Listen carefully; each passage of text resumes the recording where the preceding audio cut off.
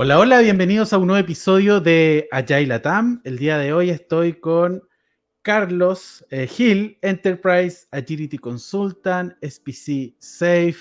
Hoy vamos a estar hablando de un tema, venía hace rato con Carlos tratando de agendarnos entre los canales que estábamos en distintos canales, pero finalmente pudimos lograr coincidir. El episodio de hoy se llama ¿Cómo visualizamos el valor y las demoras en nuestro trabajo? Vamos a hablar en particular de Value Stream Mapping el día de hoy. Carlos, ¿cómo estás? Bienvenido. Hola, Ian, ¿qué tal? ¿Cómo estás? Muchas gracias por la invitación y pues nada, ya va a coincidir con este tema que se está volviendo tendencia para muchos en agilidad, para muchos en empresas, porque pues cuando aparece la palabra eficiencia, aparecen los procesos, cuando aparecen los procesos empezamos a hablar del desperdicio y las demoras y las interrupciones y pues finalmente eficientan, pero a veces se dan cuenta que tampoco logran entregar el valor y pues ahí se cuestionan de cómo lo visualizan o cómo lo entregan. Entonces pues encantado de venir a hablar en este capítulo y más contigo, que llevamos bastantes años de conocernos en Santiago, de compartir. Recuerdo que salíamos de los mitad y caminábamos por ahí por Costanera hacia el Sí. metro y mientras tanto hablábamos de lo que ha sucedido en las charlas. Entonces, bueno, encantado de venir a conversar contigo. Sí, hace varios años atrás con Carlos nos conocemos en una consultora que hoy en día se llama Entity Data. Cuando nosotros coincidimos se llama Everis. Ahí en Chile se formó el primer centro de excelencia ágil, donde uno de los fundadores fue Carlos junto a otros compañeros de Colombia que vinieron ahí a poner la estaca. Eh, Carlos, a ver. Carlos, ¿nos puedes hablar un poquito de ti y cómo te conectas con el tema que vamos a hablar el día de hoy? Yo soy pues Carlos Gil, me he dedicado al mundo de la tecnología más o menos 16 años. Tuve una vida antes de agilidad que fue en todo el mundo de calidad de software, de tester, de gerente de calidad, de gerente de procesos. Y allí era muy natural hablar de interrupciones, hablar de mapeo de procesos, de pasos, actividades, políticas. Eh, Luego pues vengo hacia la agilidad y empiezo en todo el mundo de la agilidad acompañando equipos, luego pues agilidad escalada, luego teniendo la oportunidad de trabajar algunos temas organizacionales como es el tema de gestión de la demanda organizacional y en particular los flujos de valor. Y en los últimos 2 años, casi siempre en las conversaciones o en los eventos que he participado, pues vengo hablando sobre el flujo de valor y tratando de que, pues, de concientizar a las personas de que no solo se trata de flujo, porque las organizaciones muchas veces los tienen bien definidos, pero también el kit del asunto está en lo que significa valor. Entonces, empecé en este mundo de la visualización del valor y las demoras con el enfoque de SAFe y fui alimentándome de otras personas, de otros mentores. Ahorita mismo trabajo mucho con todo el tema de BSM Consortium, que es una entidad que está en pro de promover la mentalidad de flujo y pues de hecho sacan un estudio sobre flujos de valor que ya va en su tercera versión. Entonces ahí fue donde desde calidad siempre he estado muy asociado al valor y a las demoras, luego en agilidad con los equipos muy en la entrega, pero luego de entregar también hay stoppers en cómo lo hacen y últimamente pues conectando a que las organizaciones realmente generen el valor esperado y es allí donde conecto con esto. Muchas gracias. ¿Algo personal que te gustaría compartir con nosotros tuyo, Carlos? Recién yo te hacía un comentario acerca de dónde estaba ubicado físicamente. No sé si nos puedes compartir Bueno, algo. yo actualmente tengo la fortuna de vivir en un pueblito que fue donde nací, queda, pues las personas decirles el nombre no tiene sentido, pero para que se hagan una referencia queda a 2 horas de Medellín, a 100 kilómetros exactamente. Contento de vivir en un pueblo donde todo el mundo se conoce, donde el ritmo de vida es diferente, que el trabajo se preste para hacerse remoto y pues una curiosidad que algunos conocen y otros no, es que me apasionan las motocicletas y pues últimamente estoy súper gomoso con la fotografía. Entonces son datos ahí un poco ya más personales y de mí. Ahí Gomoso, ¿qué vendría a ser como intenso, algo así? Apasionado, Apasionado. como amateur, como que está iniciando en un mundo como que lo está ya atrayendo mucho. Entonces, Ah, mira, mira. sí, atraído por el mundo de la fotografía. Es una palabra Mira. muy colombiana, tienes razón. Muy interesante, muchas gracias por compartir. Vamos a estar hablando hoy acerca bueno, voy a aprovechar ahí a propósito que Carlos me lo preguntaba justo antes de empezar. Vamos a estar hablando del Value Stream Mapping y también de cuál es su propósito principal. De hecho, a propósito de esto de visualizar el flujo, pero cuando quieras también ahí cruzarlo, Carlos, con el Value Stream Management, también lo podemos ir cruzando y lo podemos ir contemplando. Vamos a partir por el primero. ¿Qué es el Value Stream Mapping? Cuéntanos, Carlos. Bueno, de hecho, cuando estábamos concertando un poco de qué conversar, se me vino a la mente cuando vi Value Stream Mapping, que yo hice una charla donde decía y mostraba un Value Stream Mapping y decía, el flujo de valor no se trata de Value Stream Mapping, ¿vale? El flujo de valor tiene otras connotaciones, otras conversaciones, pero el Value Stream Mapping es una herramienta que permite la visualización del flujo y cuyo objetivo principal es encontrar los cuellos de botellas y medir los tiempos tanto de espera como de progreso o de entrega dentro de un proceso, dentro de un flujo. Entonces viene a ser una herramienta con la cual trabajamos los flujos de valor. Existen otras, sí, pero esta pues de hecho es la más conocida, dado que pues cuando uno ve un proceso, muchas veces lo primero que se imagina es que la única mejora es el tiempo y por esto es tan popular. Ya cuando uno quiere mejorar las políticas, sus procesos más adentro de ese gran proceso, pues tiene que entrar a otro tipo de técnicas, pero básicamente es eso, es una técnica para mapear el flujo de valor y principalmente ver los tiempos de espera o los tiempos transcurridos entre los pasos del mismo. Ahí sí, si lo entiendo bien, Carlos, es como tendríamos el Value Stream Management como este set más grande de herramientas o quizás como el paraguas y el Value Stream Mapping como uno de los elementos que nos permite visualizar, ¿no? Lo que está, pero con el management vamos a tener otras herramientas para poder trabajar. ¿Es algo Sí, así? correcto. Correcto, porque finalmente el Value Stream Management, bueno, los que han tenido la oportunidad de trabajar hace muchos años, era lo que antes se conocía como el Application Life Management, y era gestionar una idea hasta la entrega, y pues ahí se gestionaban los requisitos, se gestionaban las entregas, se gestionaba la operación, que ahora tiene pues otros nombres con las metodologías y con el mundo de la agilidad.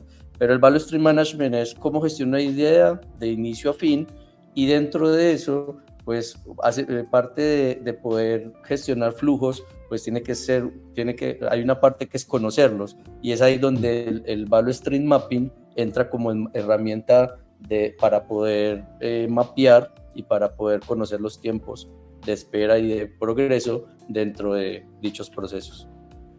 Y ahí para tener en contexto, porque a veces, no sé, me ha pasado que junto a otros compañeros, gente vinculada a la agilidad, pensamos que estas cosas las inventa la agilidad, pero esto no es nuevo, ¿no? A propósito de esta herramienta, ¿nos puedes contar un poco eso? Sí, bueno, pues el origen del Value Stream Mapping viene de todo el mundo de Toyota, o sea, de todo el mundo de la manufactura. Es la manera en cómo ellos mapeaban y mejoraban sus procesos a nivel de tiempos. Por eso es muy común, también hablando con otras personas, pues nosotros a veces queremos hacer flujos de valor con los iconos del Value Stream Mapping manufacturero. Entonces sale la fábrica, sale la bóveda, sale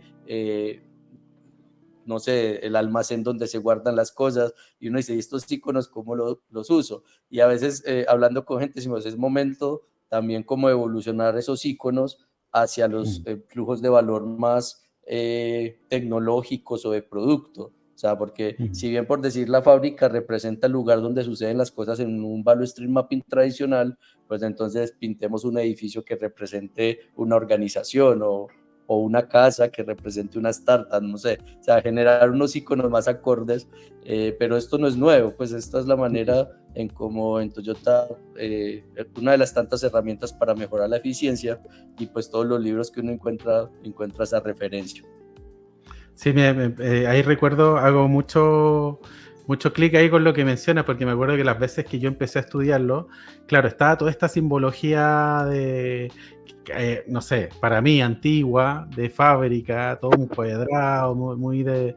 Y al principio decía, ya, pero esto tiene no sé, tiene huele a antiguo, huele a que no es nuevo, y con lo que dices esto está interesante, esto a propósito de que hoy en día lo aplicamos, por ejemplo, o a la gestión del conocimiento, o a procesos que son puramente de humanos, donde no están involucrados otros elementos físicos, por ejemplo.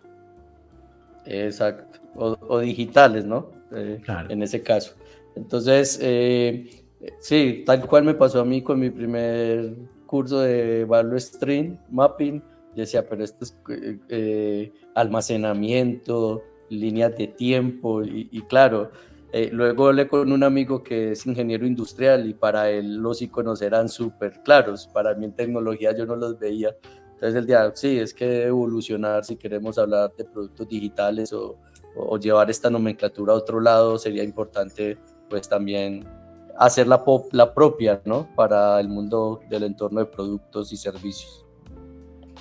Y ayudemos un poco a quizás quienes no nos están viendo, sino que nos están escuchando, a cómo, si pudiésemos dar un ejemplo, Carlos, de un proceso pequeño, ¿cómo lo mapearíamos con este primer Value Stream Mapping para después trabajar a través de un management para poder trabajar? ¿Cuál podría ser un proceso ejemplo y qué elementos aparecerían?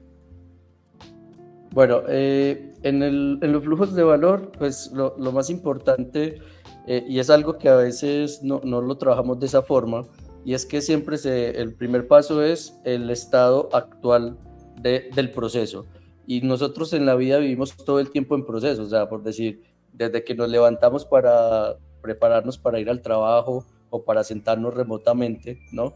Hasta para comer, preparar una receta. Todo tiene unos pasos lógicos que hacen que se obtenga un resultado. Entonces el primer paso es establecer el momento actual pensando en esa serie de pasos que hacemos para lograr algo. O sea, ejemplo, prepararnos para ir al trabajo.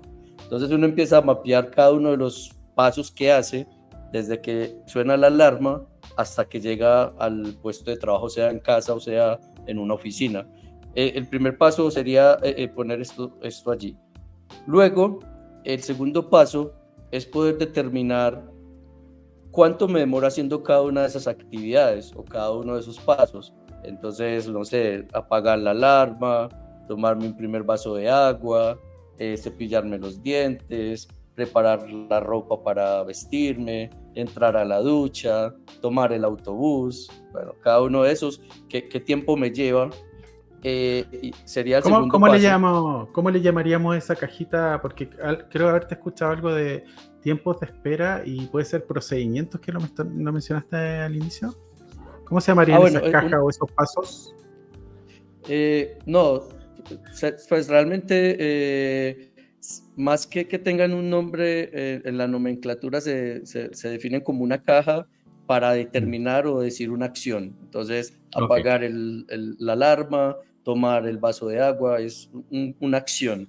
La acción que yo hago representa cada uno de esas cajitas o de esos pasos para los que nos escuchan. Entonces, tengo las acciones, luego tengo los tiempos. Entonces, ahí tomo dos tipos de tiempo, lo que me lleva a hacer cada acción, pero también el tiempo que transcurre entre ambas acciones. Entonces, yo me levanto y apago la alarma, me muevo hacia algún lado, me tomo un vaso de agua, me muevo hacia otro lado, preparo la ropa, me muevo hacia otro lado, preparo la ducha, me muevo hacia otro lado y tomo el autobús, para hacerlo pues de una manera simple. Entonces tomo tiempos tanto de cuánto me lleva la acción como cuánto me lleva entre ellas, ¿no?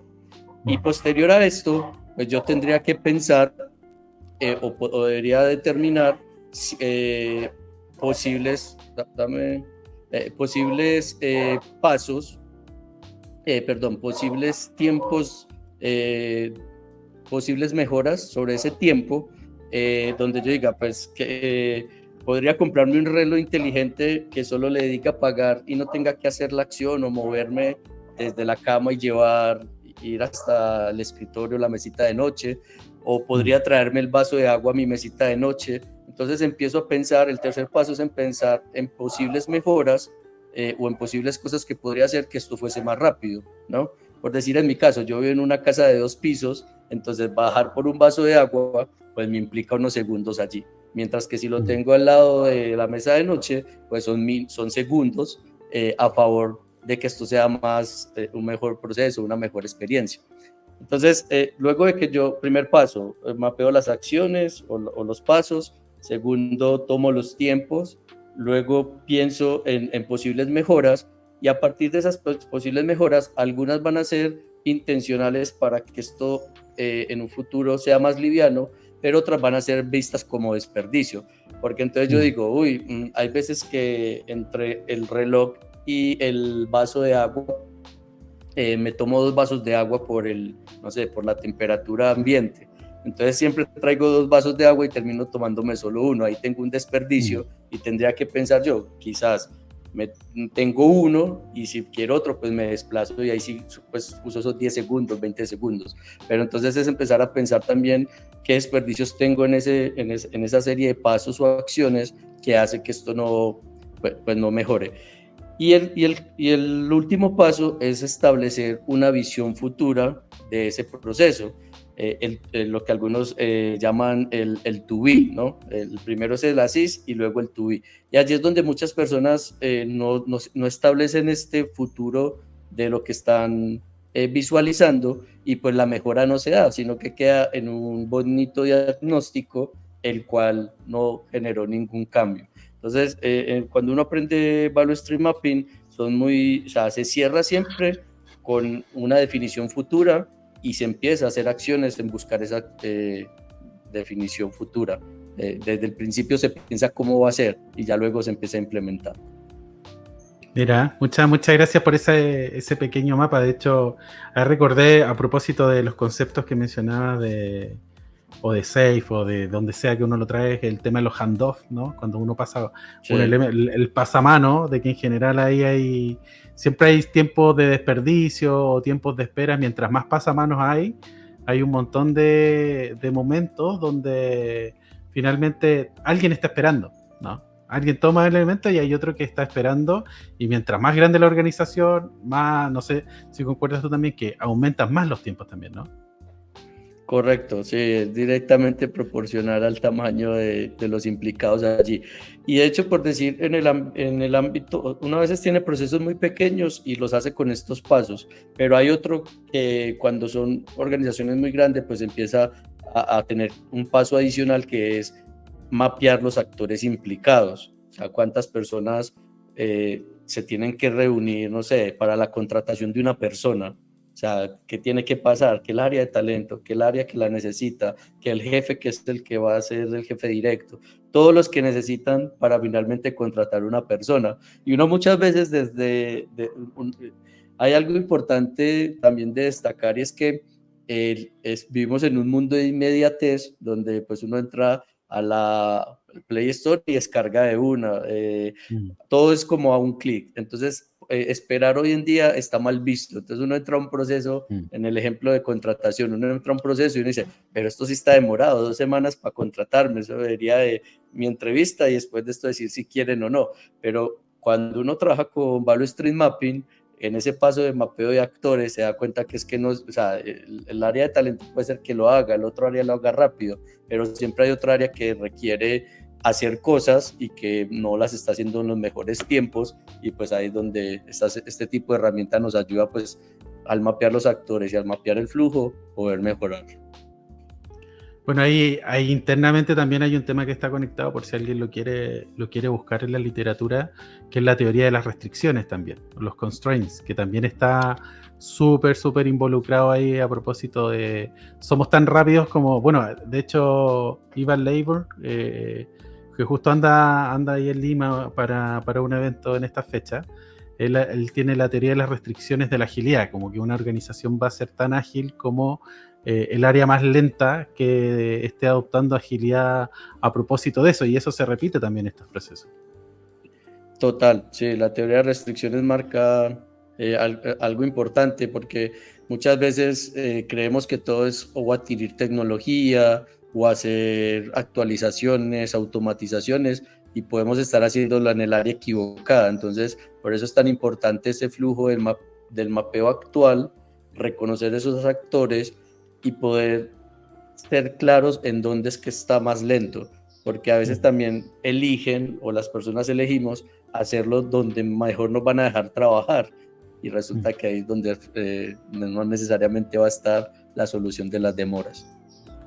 Ahí, a propósito de algo que te escucho, Carlos, ¿cómo ves tú de estos elementos que comúnmente aparecen más cuando se realiza, cuando queremos empezar a trabajar sobre nuestro proceso? Porque algo me da la impresión que no siempre es tecnología, no siempre es una aplicación, no siempre es una solución tecnológica la que va a evitar cierto desperdicio, pero a lo mejor es solo mi percepción.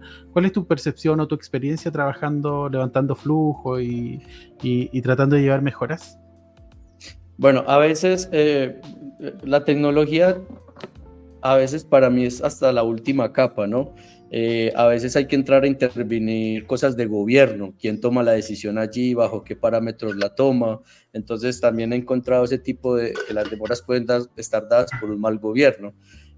También me he encontrado que puede estar habiendo demoras por formas de trabajo, ¿no?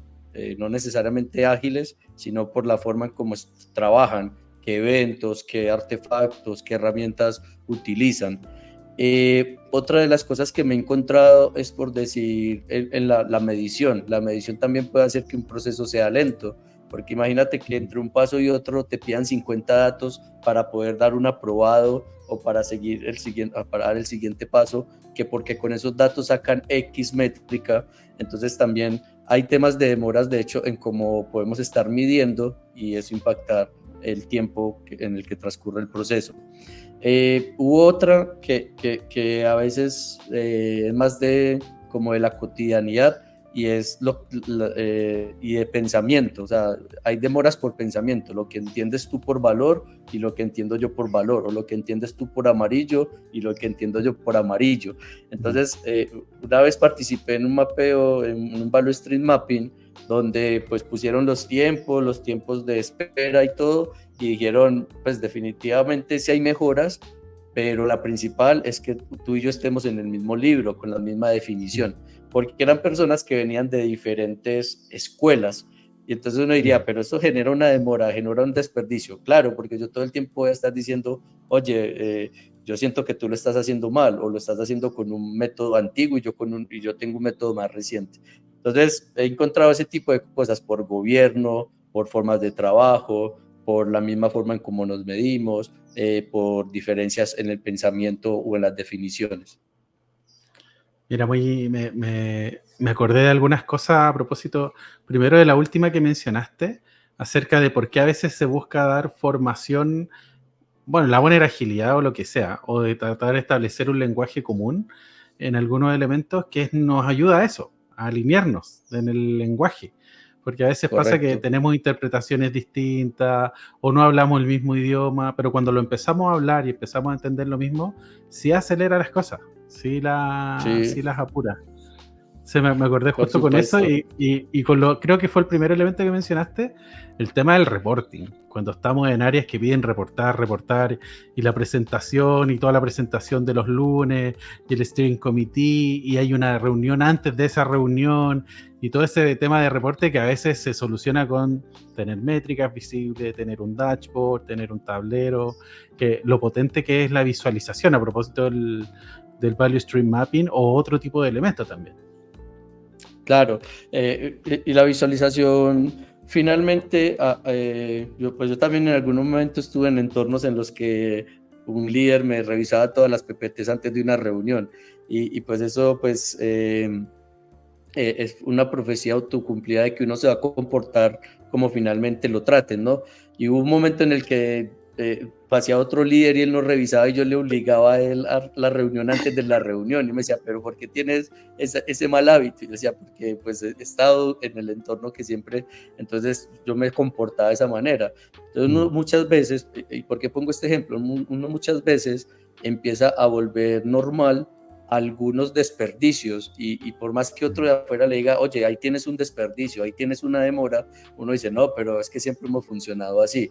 Entonces también es una apertura a que cuando alguien venga y mire tu proceso, la forma en cómo haces algo, los pasos que haces y te diga, estos dos yo lo haría a un clic con esta otra cosa, o yo estos dos, a veces también puede pasar, estos dos los separaría para que puedas tener foco y en cada uno salga un buen resultado o en cada paso se haga un buen trabajo, pues dejar esa profecía autocumplida de que me va a comportar así porque así fue como aprendí de un líder, aprendí de un amigo, aprendí de un par.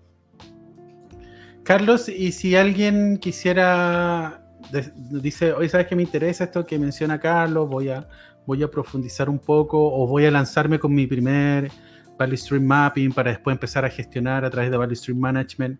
¿Qué herramientas tecnológicas, físicas nos podrían apoyar a nivel o de tecnología o de alguna otra herramienta para empezar a trabajar esto?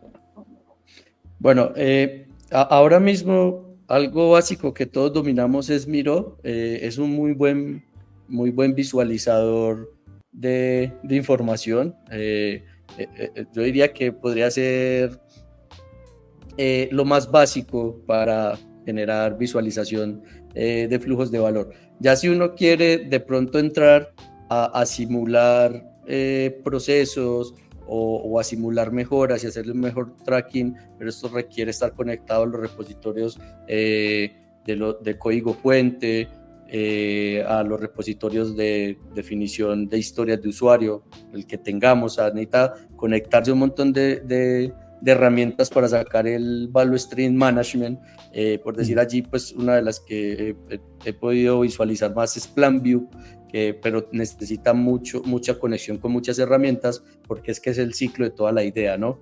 Entonces, cuando tú me dices, ¿qué le recomendaría a alguien? Entonces, venga, es una mejora para tu equipo, para tu área y simplemente es como ejercicio de mejora continua. Bueno, Miro te puede servir. Pero no, es que venga que yo voy a entrar a un proceso de mejora tecnológica, de mejoras de procesos, quizás sí tienes que subir el nivel de conversación a un gestor de Value Stream Management, como en este caso puede ser PlanView y pues otros que están allí, pero es principalmente el que conozco. A medida que uno le suba la complejidad, no le subamos la complejidad porque queramos tener control, sino porque la mejora va a ser más profunda. Si yo empiezo a administrar más el value stream con mayor información, es porque voy a hacer cambios más profundos, ¿no? Esa sería mi recomendación, porque si es solo por tener la información, lo que vamos a hacer es tener una infotoxicación, o sea, un montón de cosas que no nos va a ayudar a mejorar, sino, ay, no, este problema es demasiado grande. Claro, porque el espectro de información que elegiste fue demasiado grande. Entonces, en Miro funciona muy bien para flujos de valor en los que un equipo, una tribu, un área quiere empezar la mejora, pero cuando ya estamos con tecnología más profunda, pues sí necesitamos un Value Stream Management, ejemplo PlanView. Mira, muchas gracias por esa referencia. Hay también como alternativa, si vamos a ocupar algo tipo tablero como Miro, podría ser Mural, podría ser Jamboard, algún elemento visual a propósito de tenerlo ahí y también coincido contigo en lo de cuando uno a veces busca, no, es que esta herramienta es específica para esto y esta es específica, pero a veces integramos una herramienta que tiene tantas features, tiene tantas funcionalidades, que nos terminamos mareando en algo simple, algo sencillo. A mí me pasa a veces que muchas veces un Excel, una spreadsheet es suficiente para un montón de cosas que hacemos en el día a día, pero a veces nos metemos con otra herramienta. Por ejemplo, con OKR me pasa un montón. Hay herramientas específicas para OKR que llevan todo el control, pero hay veces no tengo la licencia, oye, ¿qué hago con este elemento? Que está bueno también, pero a veces solo con un Google Sheet compartido yo podría llevar los OKR de un grupo grande y importante de trabajo. Sí, sin duda. Yo digo que la herramienta tiene que acompañar el problema que vamos a resolver, porque si no se vuelve infoxicación, mucha información, muchas funcionalidades. Ponga el dashboard así, póngalo así, simúleme un proceso aleatorio, un montón de cosas que a veces uno ni usa y que se vuelven más un stopper de pensamiento. O sea, entre más opciones tienes, a veces hasta te da temor a accionar, porque siempre te preguntas, ve, ¿y esta otra opción de la herramienta para qué será? Uy, no, no es momento de lanzar, mejor investiguemos, que sí tengamos completo todo. No, o sea, si lo tenemos mapeado y con eso podemos avanzar, sería pues lo ideal. Carlos, y pongámonos en el caso de que, bueno, antes de eso voy a pasar un aviso. Estamos hablando el día de hoy con Carlos Gil, Enterprise Agility Consultant. Estamos hablando en particular de cómo visualizamos el valor y las demoras en nuestro trabajo. Varios elementos que, por ejemplo, el DSM Consultant que nos mencionó Carlos hace unos momentos, varios elementos de los que menciona él los vamos a dejar como referencia en el artículo del podcast, así que lo van a poder buscar ahí. También vamos a dejar las redes sociales de Carlos por si quieren contactar con él, por si quieren profundizar, por si le quieren dar un saludo o irse de viaje fotográfico ahí cerca de Medellín. Antioquia, también. Medellín. A Antioquia, claro, a Medellín también. Vamos a dejar la referencia ahí si se quieren poner en... Si tuviéramos una sesión mañana donde tenemos que levantar un flujo de valor para empezar a trabajar, ¿cuál sería el paso a paso? ¿Qué harías tú en la previa, en el durante y en el después?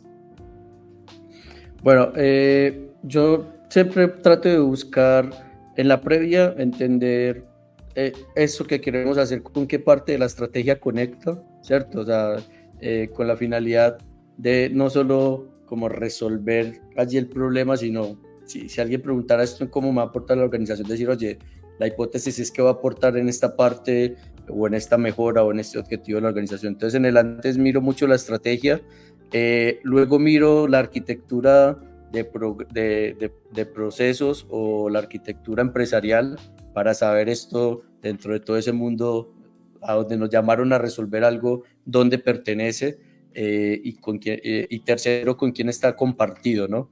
Eso es mucho en la previa y hay una parte también de una conformación de equipo que yo siempre digo que allí debería, pues para resumirlo, siempre deben haber personas de negocio, personas de tecnología y personas de metodología, ¿no? En negocio pues debería estar personas de experiencia, personas propias de los productos, porque son visiones complementarias. En tecnología deberían de estar los arquitectos de soluciones, los arquitectos empresariales, y en la parte metodológica pues deberían de estar los de agilidad, los de procesos, a veces hasta el área de talento humano, porque cuando hablamos de un flujo de valor a veces se llega hasta el detalle de quién está allí y a veces hay desperdicio, hay 10 personas o a veces hay falta de personas, entonces también a veces involucramos las áreas de talento para que apoyen desde el diseño organizacional y desde cómo está poblada la estructura. Entonces, esos son como el antes. En el durante, pues hacemos los pasos que mencionamos anteriormente, ponemos la problemática, decimos cuáles son los pasos o las acciones que hacemos para resolver hoy en día ese tipo de problema. Luego hablamos de los tiempos, cómo nos estamos tardando. Y por último, si hay alguien que es dueño de la acción, los demás son los que hablan. O sea, él escucha a los demás. ¿Qué opinan ellos de la acción que él hace? Si es eficiente, si es con calidad, si lo harían de otra forma. Pero luego esa persona es la que tiene que elegir de todo eso que le dijeron los demás personas que no eran dueños de esa acción o de ese paso en el flujo, cuál es la más coherente de hacer porque él es el dueño, ¿no? O cuál sería la siguiente acción. Y en el cierre, pues cerramos con un plan de acción, acordando qué van a hacer. Para mí los planes de acción tienen una fecha de vencimiento de un mes. Si uno en un mes no ha hecho algo, pues es mejor volver a hacer otro value stream mapping, porque la organización, de hecho, podrían haber salido personas que estuvieron en el ejercicio, pudieran haber llegado otras nuevas o haber cambiado una normativa. Entonces digo, siempre trabajemos, o sea, que las acciones sean a un mes, y en ese mes, si seguimos siendo los mismos, determinamos si necesitamos volver a mapear el flujo o podemos seguir trabajando con las acciones que quedaron hasta que vamos trabajando. Yo asemejo mucho el trabajo de los Value Stream Mapping con el trabajo de descubrimiento de producto. Si uno cada 3 meses no descubre sus procesos, se está perdiendo la oportunidad de mejorarlos o los está mejorando con información antigua. Y todos decían, pero antigua 3 meses. Hoy en día todo cambia tan rápido que pues yo siempre digo, para mí hacer Value Stream Mapping es como hacer descubrimiento de producto. Ojalá cada 3 meses, ya con las mejoras que hayamos logrado hasta ahí, así tengamos un backlog infinito de lo que salió hace 3 meses. No, venga, volvamos a examinar el problema, a examinar los pasos, a examinar los tiempos, volvamos a hablar de la perspectiva y luego, si quiere, lo comparamos con el anterior. Ve, volvió a salir lo mismo, listo, es importante. Ni siquiera es, porque hay gente que en el paso del plan de acción hacen todos los anteriores, los actualizan cada 3 meses, pero el plan de acción, no, el mismo que es que tenemos todavía acciones de la vez pasada, no, tomemos el trabajo de renovarlas y luego comparar el trabajo, como hacerlo en sentido contrario, porque somos muy amigos de reciclar y eso es lo que hace que a veces lo que mejoramos no necesariamente ya aplica, ¿no? Estamos hablando el día de hoy con Carlos Gil, Enterprise Agility Consultant. Estamos hablando en particular de cómo visualizamos el valor y las demoras en nuestro trabajo. Varios elementos que, por ejemplo, el BSM Consultant que nos mencionó Carlos hace unos momentos, varios elementos en los que menciona él los vamos a dejar como referencia en el artículo del podcast, así que lo van a poder buscar ahí. También vamos a dejar las redes sociales de Carlos por si quieren contactar con él, por si quieren profundizar, por si le quieren dar un saludo o irse de viaje fotográfico ahí cerca de Medellín. Antioquia, también. Medellín. A Antioquia, claro, a Medellín también. Vamos a dejar la referencia ahí si se quieren poner en contacto con él. Y ya avanzando, Carlos, ahí, si tuviéramos una sesión mañana donde tenemos que levantar un flujo de valor para empezar a trabajar, ¿cuál sería el paso a paso? ¿Qué harías tú en la previa, en el durante y en el después? Bueno, yo siempre trato de buscar en la previa, entender eso que queremos hacer, con qué parte de la estrategia conecta, ¿cierto? O sea, con la finalidad de no solo como resolver allí el problema, sino si alguien preguntara esto, ¿cómo me va a aportar la organización? Decir, oye, la hipótesis es que va a aportar en esta parte o en esta mejora o en este objetivo de la organización. Entonces, en el antes miro mucho la estrategia. Luego miro la arquitectura de procesos o la arquitectura empresarial para saber esto dentro de todo ese mundo a donde nos llamaron a resolver algo, dónde pertenece y tercero, con quién está compartido, ¿no?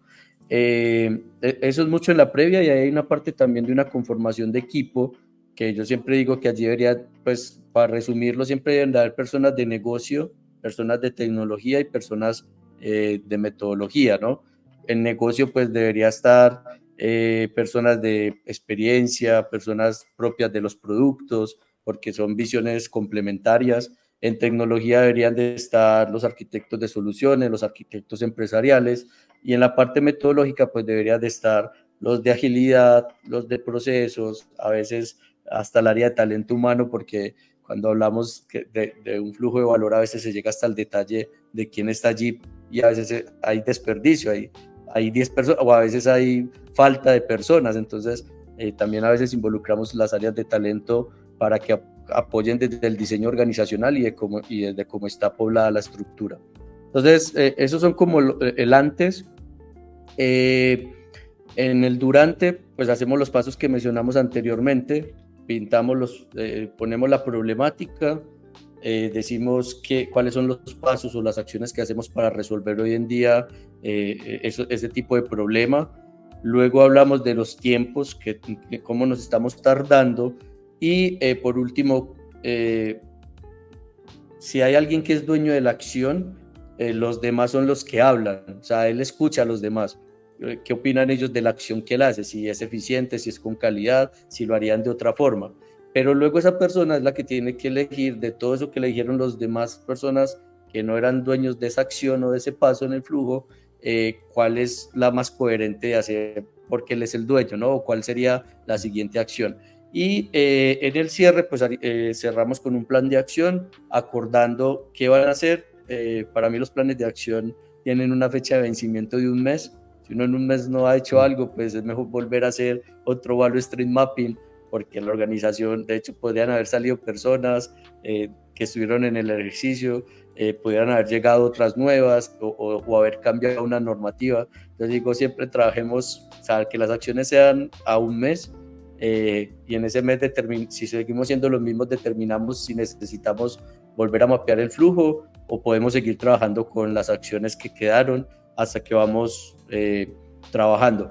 Yo asemejo mucho el trabajo de los value stream mapping con el trabajo de descubrimiento de producto. Si uno cada 3 meses no descubre sus procesos, se está perdiendo la oportunidad de mejorarlos o los está mejorando con información antigua. Y todos decían, pero antigua 3 meses. Hoy en día todo cambia tan rápido que pues yo siempre digo, para mí hacer value stream mapping es como hacer descubrimiento de producto. Ojalá cada 3 meses, ya con las mejoras que hayamos logrado hasta ahí, así tengamos un backlog infinito de lo que salió hace 3 meses. No, venga, volvamos a examinar el problema, a examinar los pasos, a examinar los tiempos, volvamos a hablar de la perspectiva y luego, si quiere, lo comparamos con el anterior. Ve, volvió a salir lo mismo, listo, es importante. Ni siquiera es, porque hay gente que en el paso del plan de acción hacen todos los anteriores, los actualizan cada 3 meses, pero el plan de acción, no, el mismo que es que tenemos todavía acciones de la vez pasada, no, tomemos el trabajo de renovarlas y luego comparar el trabajo, como hacerlo en sentido contrario, porque somos muy amigos de reciclar y eso es lo que hace que a veces lo que mejoramos no necesariamente ya aplica, ¿no? De hecho, hace un rato, al inicio de la conversación, cuando estábamos pensando, yo decía, ¿y qué pasa cuando estás levantando un proceso que quieres mejorar y te das cuenta que este proceso es totalmente, el proceso completo es inútil quizás? Que deberíamos, no es solo sacar una cajita o un tiempo de espera, sino como que derechamente o quedó desfasado de lo que se hace hoy en día, o la compañía te dice que lo hace, pero en realidad no lo hace. ¿Te ha pasado alguna vez algo así en alguna sesión? Sí, yo al principio siempre, mira que tú me dijiste que hacían el antes, yo dije que revisar la estrategia, conformar el equipo, bueno, yo antes ahí pedía los procesos, denme los documentos de procesos, yo me los aprendo. Y resultaba que llegábamos a la sesión y el paso 1, paso 2, y ya lo que yo me había leído no era. Entonces, pues esa documentación de procesos muchas veces está muy desactualizada. Entonces yo siempre les digo, yo la versión con la que quiero que todos trabajemos a partir de ahora es esta.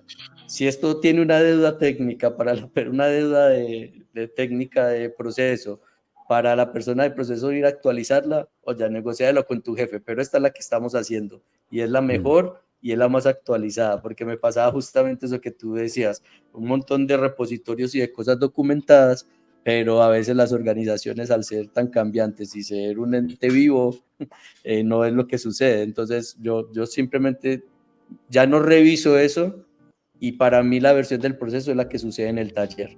Si eso tiene deuda de sitio web, del SharePoint, que ese no es, no, esa resuélvala en ustedes, pero esta es la que nosotros vamos a hacer porque ustedes dicen que así es como lo hacen, ¿no? Y entonces no tiene sentido ponernos a discutir, ¿no? Mira, muy, muy interesante. Estamos el día de hoy conversando junto a Carlos Gil. Estamos hablando de cómo visualizamos el valor y demoras, en nuestro trabajo. Va a haber un artículo por este episodio del podcast, puede que nos estén escuchando en Spotify o que quizás nos están viendo en YouTube. También ahí les pido que se suscriban, que nos sigan, que le den me gusta, que comenten todo lo que ustedes quieran. Vamos a dejar las redes sociales de Carlos para que lo puedan seguir, para que puedan contactar con él acerca de este tema que a veces se toca, a veces no se toca. A mí por lo menos yo las veces que lo toqué, que lo conversé, a veces en mi experiencia, Carlos, llegábamos solo a mapear, pero no tanto las acciones.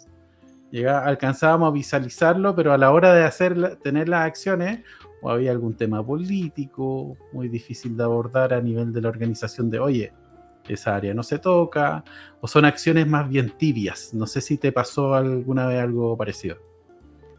Sí, total, o sea, siempre está ese elefante blanco en la sala del cual no se puede hablar, y por eso es tan importante cuando decimos o sea, cuál es el sentido de hacer value stream mapping. No es mapear el proceso, es buscar la mejora, ¿vale? Mm. Entonces yo desde el principio soy muy enfático, esto sirve para impulsar la mejora. De mapearlo, pues no tienes necesidad de ponerte con tanta nomenclatura, analizar los tiempos, juntar tanta gente. Hazlo con un modelamiento de procesos X, cualquiera, pero no te pongas a pensar en tiempos y eso si no vas a buscar la mejora. Busca más bien, no sé, BPM o alguna de estas cosas para mapear procesos. Pero si realmente es porque quieres la mejora, Value Stream Mapping es una herramienta para eso. Y lo otro, también introducir conceptos de mejora continua. Entonces yo les digo, ¿qué queremos? O sea, yo siempre digo, ¿queremos hacer Kaizen o queremos hacer Kaikaku, no? Que pues el Kaizen sabemos que son mejoras graduales, menos agresivas, más consensuadas, y Kaikaku sabemos que es una mejora radical que implica, de hecho, reaprender o redefinir o reimaginarse cosas que no van a ir de la misma manera como ya funcionaban. Entonces, yo les digo a ellos, en cada periodo de experimentación de 3 meses de la mejora de un proceso, al menos tiene que haber un kaikaku, porque si no, estamos siendo muy tibios y pues finalmente estamos descuidando un montón de cosas que a la larga, pues sí puede funcionar el proceso, pero no es el más óptimo, ¿no? Y les digo, porque las pequeñas empresas o los competidores digitales o los que ustedes consideran que son estos tiburones que se están comiendo el mundo, pues ellos, el Kaizen es poquito, ellos todo el tiempo es Kaikaku, y si hay que cambiar la herramienta A por B, la hacen. O sea, no piensan como, uy, y el legado, no, o sea, avanzan, ¿no? Entonces yo le digo a ellos, si ustedes se quedan en ese pensamiento de mejora incremental más Kaizen, pues a ese ritmo irán y no, y a lo último empiezan a cuidar esas cosas que tú mencionas. Entonces siempre como que les introduzco ese componente de mejora continua y les explico los dos tipos de mejora y como que obligo que haya, o sea, como que los incentivo, casi que los obligo a que exista un kaikaku, porque si no, pues el proceso va a ser muy tibio.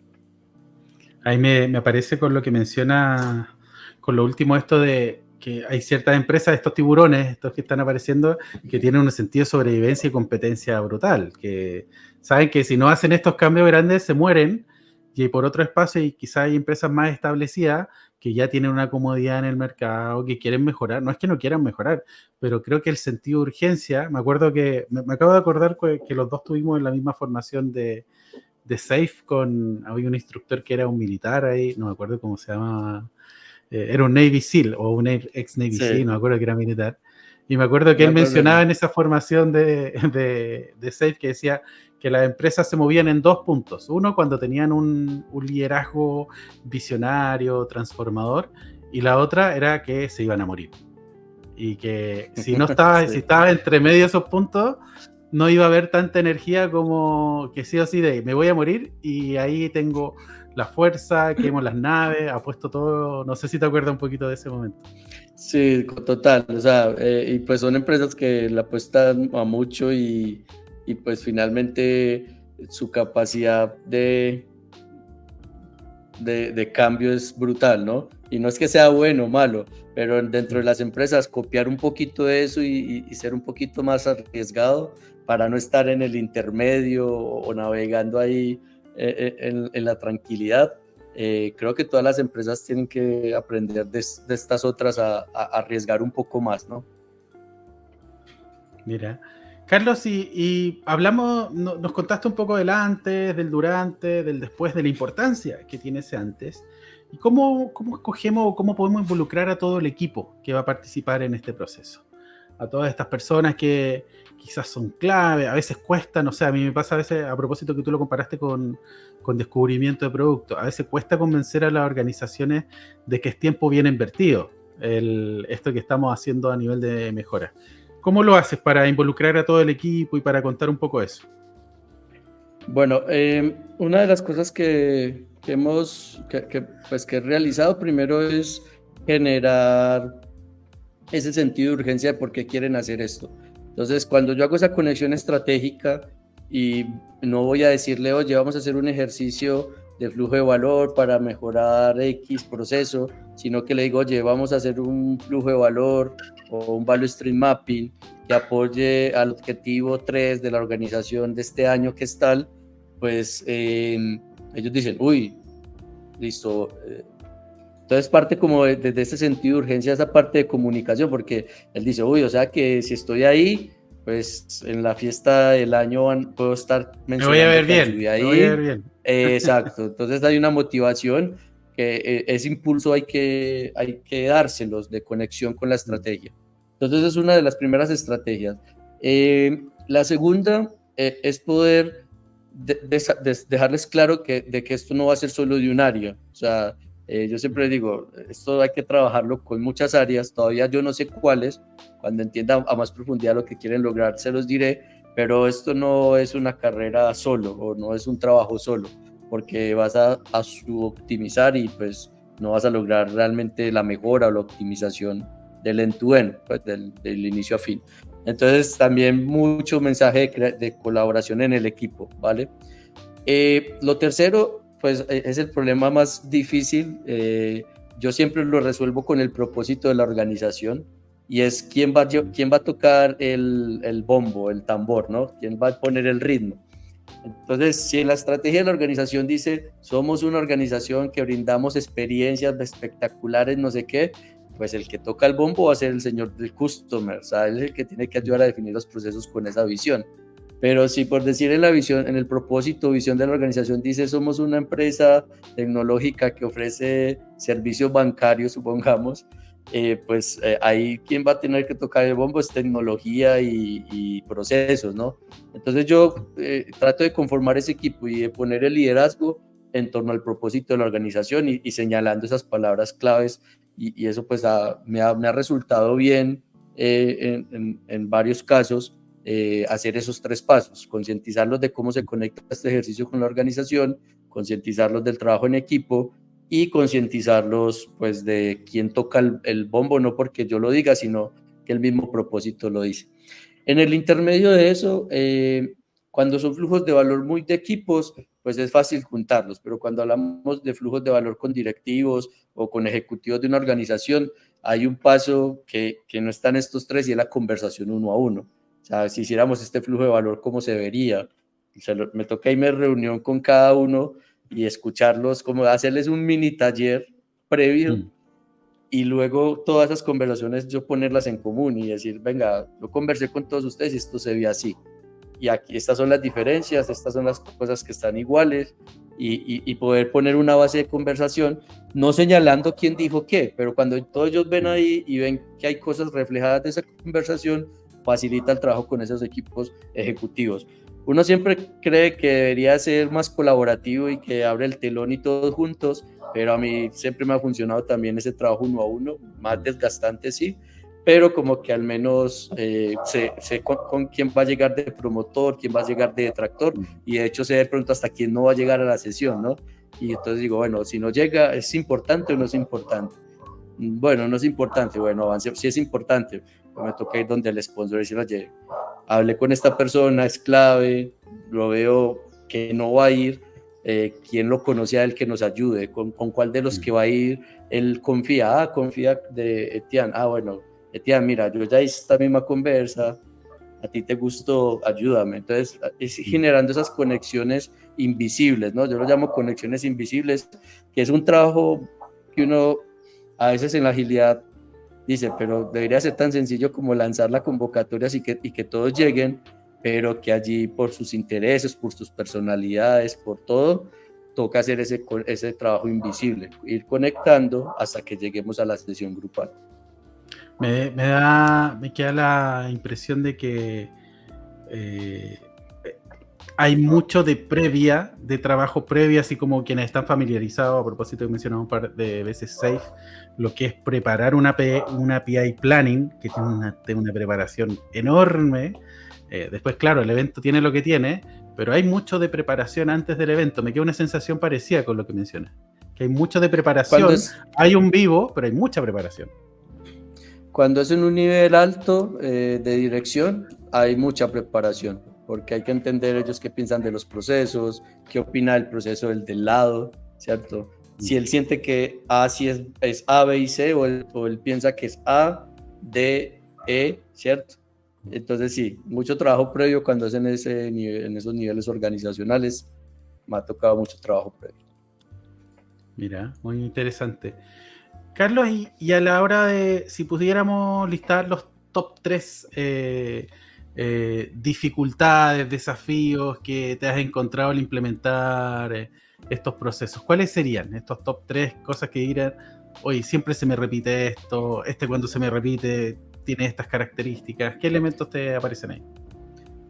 Bueno, el primero pues ya lo conversamos, que es a tener una mejoría Kaizen muy tibia, y pues el TIC siempre es impulsar o llevar a que tengan un Kaikaku, o sea, gente como que dice estamos bien, o cómo voy a poner una mejora tan grande si significa el área de la otra persona.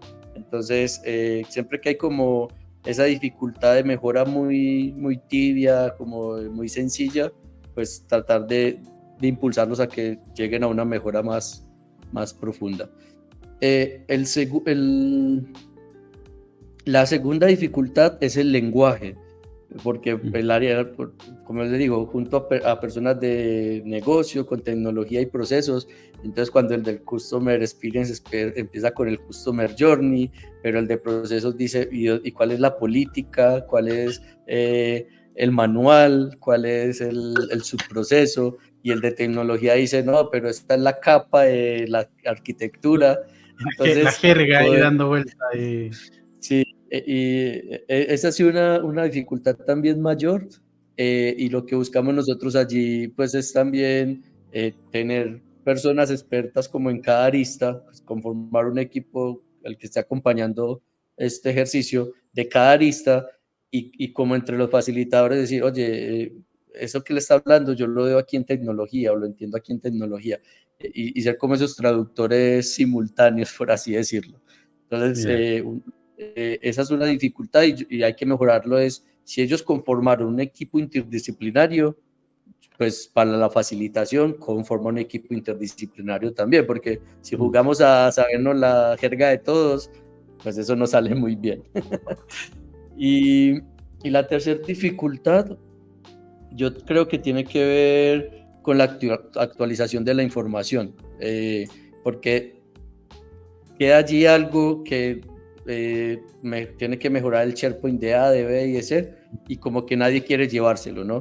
Entonces, también ahí trabajamos mucho nosotros en documentar liviano, en que siempre sean en partes colaborativas, dejar en los repositorios, en impulsar, decirle, oye, sí, tú tienes una metodología de gestión de conocimiento, una metodología de documentación, pero mantenerlo simple, o sea, subámoslo lo más simple posible. Entonces la documentación también es un tema, porque pues cada uno tiene su forma de querer dejar las cosas escritas. Mira, muy buena estos desafíos a propósito de alguien que se quiera aventurar el día de mañana, empezar a facilitarlo.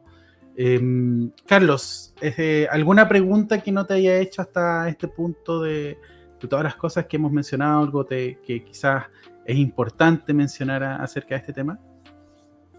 Bueno, yo creo que es importante estudiar esto desde los orígenes en Lean. Ojalá estudien en alguna institución donde estén con ese enfoque de Lean, sabiendo que va a ser muy de manufactura. Pero ¿Tienes luego alguna referencia de eso para alguien que nos escuche? ¿Alguno con sí, que hayas estudiado tú? Sí, yo he estado estudiando con Lean Institute, que es a nivel global, y luego en cada país tiene un capítulo. Entonces, pues está Lean Institute en Chile y está Lean Institute Colombia. Entonces tienen sus cursos de Value Stream con personas con formación más en procesos, en industrial, pero es bueno reconocerlo por la jerga y por lo que buscan ellos en el Value Stream. Pero luego tratar de empezar a buscar referencias en el mundo pues en el mundo de Lean. La referencia de productos mucho está como enmarcado en Lean Digital. Entonces, si se han hecho adecuaciones o no de ese Value Stream Mapping en Lean Digital. Allí pues recomendarles un libro que es sobre el que estudia SAFe, que es el Value Stream Mapping. Es un libro pues en el que está fundamentado SAFe, y pues luego podemos buscar allí otros que pongamos en el documento del podcast, Etienne, sin ningún problema. Pero mi recomendación, que no me hayas preguntado, es como dónde formarse. Yo creo que primero formarse con los orígenes, aunque para uno va a ser raro, porque allá hablan de líneas de producción, de autos, de muchas cosas, y uno aquí dice, pero yo hago es producto, hago software, y como que no. Pero eso, y luego pasar a Lean Digital o a unos enfoques más de producto, es la mezcla perfecta. Mira, muchas gracias por ese atajo, de alguna manera. Ahora vamos a hablar, te voy a preguntar acerca de nuestro diccionario Agile. Lo mencionaste muy al inicio del podcast. ¿Qué es este análisis de cuello de botella? ¿Y por qué lo hacemos y para qué nos sirve identificarlo? Primero, ¿qué son los cuellos de botella y para qué nos sirve identificar estos cuellos de botella? Bueno, los cuellos de botella son acciones o momentos en los que el flujo se atasca. Tiene diferentes orígenes, pueden ser de proceso, de personas, de producto, y hay muchas teorías alrededor de los tipos de cuellos de botella, pero es el momento en el que el flujo se atasca, no puede avanzar o avanza muy forzado, y eso a veces trae costos de calidad o costos de eficiencia más adelante.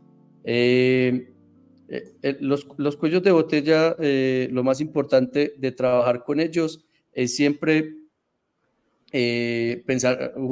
Alguna vez un amigo me dijo una metáfora que es como afinar un instrumento musical, como afinar una guitarra. El cuello de botella nunca va a tener la solución perfecta, pero tú lo ajustas un poquito y seguramente ganas un poco más de fluidez, un poco más de que las cosas pasen sin mucho problema, pero siempre va a estar fuera uno de la nota, y está pues en los cuidadores de los Value Stream Mapping y de los procesos, cómo estar sintonizando la nota, ¿no? Y es importante eso, porque no vamos a tener una solución. Y los cuellos, alguna vez alguien me dijo, los cuellos de botella muchas veces no se eliminan, sino que se aprenden a trabajar, a reducir el impacto de los mismos para resolverlos o más rápido o para saber la solución de cuando suceden, porque es común que así se solucionen, entre comillas, en algún momento vuelva a aparecer. Pero ahí es donde es muy importante pues lo aprendido y lo experimentado para resolverlo con el mayor impacto posible, con el menor impacto posible. Mira, muchas gracias por esa definición. Carlos, ¿a quién podemos seguir relacionado a este tema? No mencionaste dónde podríamos estudiar, pero alguna referencia, alguna persona, podcast, video. Bueno, yo soy bien malo para los nombres, pero sí quisiera revisar acá rápidamente en algo que tengo anotadito. Bueno, Lean Institute sería una buena cuenta para seguir. BSM Consortium también es una cuenta en LinkedIn interesante para avanzar. Hay alguien que está haciendo una recopilación muy interesante mensualmente sobre artículos alrededor de flujo de valor, no solo de Value Stream Mapping, que se llama Patrice Corbart, que pues, mensualmente saca su boletín sobre flujos de valor. Esa sería una persona que yo recomendaría seguir ahora mismo si se van a meter por este mundo apasionado de los flujos de valor y de los Value Stream Mapping. Muchas gracias, Carlos. Y acerca de ti, y aquí, ¿qué estás aprendiendo últimamente? ¿Algún podcast, libro, YouTube? ¿Qué hoja? ¿Puede estar vinculado a este tema o no? ¿En qué andas dando vuelta últimamente a nivel de aprendizaje? Bueno, ando leyendo a nivel, o sea, siempre tengo 3 lecturas: una lectura de crecimiento, otra lectura técnica de mi profesión y otra lectura sobre entretenimiento. Sobre crecimiento estoy en todo el tema de inteligencia financiera. Ahorita estoy con un libro que se llama El Karma del Dinero. Para mí es una materia en deuda, el administrar mejor lo económico. En lo académico estoy con un libro que llevará 6 meses en el mercado, que se llama Flow Engineer, que bueno, ahorita que me decías que recomendaría, Les recomiendo leer mucho este libro, pues esta editorial se caracteriza siempre por tener unos libros súper buenos, que se llama IT Revolution, que ahí está Tintopologies, de Project Phoenix. Entonces Flux Engineer es un librazo. Ahorita tenemos por ahí un club de lectura con 4 amigos, se los recomiendo.